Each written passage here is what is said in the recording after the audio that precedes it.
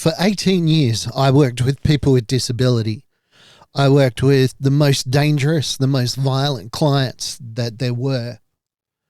The reasons for that were numerous. But while I was doing that work, I started to write a book, and it was called BUMWIPER, in Confessions of a Bumwiper. And it was meant to be a lighthearted look at my life as a support worker. About 3/4 of the way through writing the book, I got hurt. Ended up with a diagnosis of complex PTSD. It is a complex story, and it's one that I tell in the book that I now call BUMWIPER. What I'm going to do is I'm going to read this book out to you. It's not released yet. I just want to get it out there. I want people to hear it, and I'd love to know what you think. This book will be published at some stage, but for now, I thought let's just read it chapter by chapter, week after week. So we're going to dive in. I'm going to read the first chapter right after this. Let's dive in and see what happens. Oh, like, share, and subscribe, please. Welcome to Mark My Words. Mark My Words is the story of my journey from a place where I was shattered to where I could live again. The title of my second book is called BUMWIPER. It is the story of my 18 years working directly with people with disability, intellectual disability, physical disability, emotional disability, dual diagnosis, acquired brain injury, you name it, I worked with them. And after working in that industry, I ended up with complex PTSD, and I was writing a book while I was still doing it, and the book changed. So what I want to do is I'm going to read it to you. All right, so BUMWIPER, a definition, or what is a BUMWIPER? BUMWIPER, one, it's a noun, one for whom it is their profession to manage the cleaning of the bums of those that are unable to do so for themselves. They wipe bums, thus BUMWIPER. Definition 2. It's an honorific earned by a select few and worn with the highest pride and satisfaction by those who earn it. 3. It is a noun. A moron who should have the good sense to do something else with his or her life, but who suffers from an overabundance of human compassion. Chapter 1. To begin, it's important to note at the outset that I am no longer a BUMWIPER. The vast majority of this book was written while I was still working as a BUMWIPER until my life took a dramatic turn.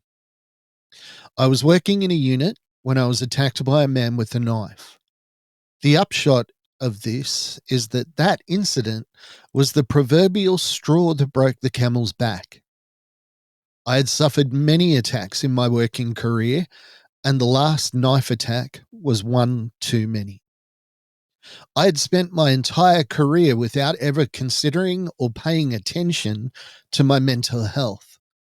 I suffered assaults, abuse, and trauma, never once considering the effect that it might be having on my mind. I was so removed from caring about my own mental health that even at times when it should have been painfully obvious that my mind was in trouble, I persevered. I kept going. I continued through tears, depression, and anxiety. I ignored the signs that I was burnt out, signs that, in retrospect, could not have been clearer, signs that I wish now that I had paid attention to. If I had recognized these symptoms for what they really were, I would have saved myself and my family from years of ongoing pain and trauma. There is a curious dichotomy at work in the mind of a support worker. Ideally, they are empathetic and caring. They are selfless and willing to overlook the worst in others. They are forgiving with the client's family, and with allied care professionals.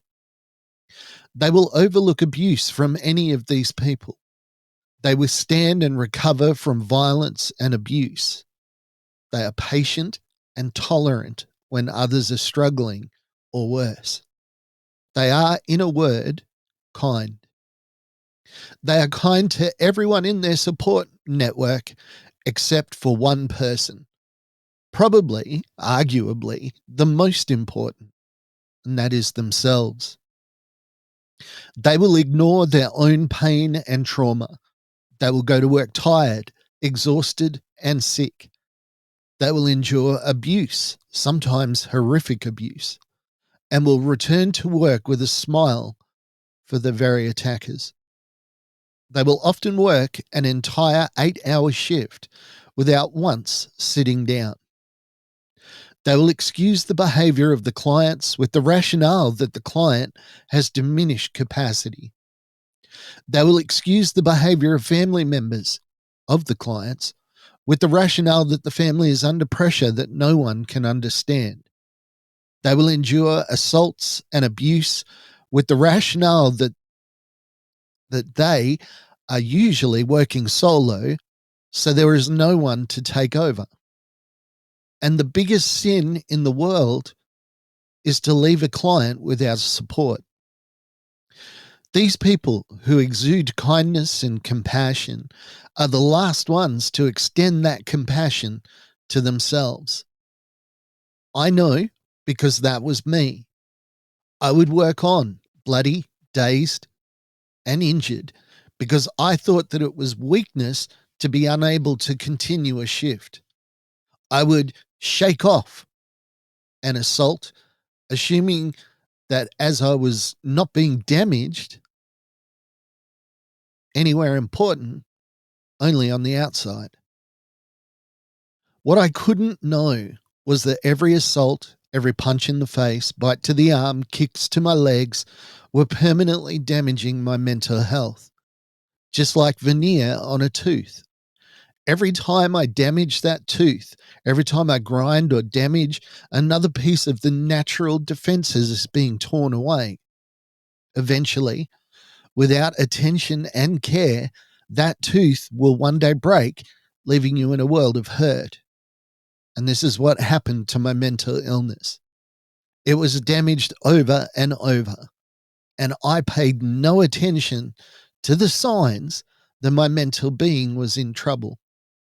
The bouts of indescribable, all-consuming depression that eventually went away if I ignored it. My lack of patience in situations that had never bothered me before. The times of anxiety, the insomnia, the loneliness were all signs that my mental health was in a bad place. But I didn't know, or maybe I didn't want to know.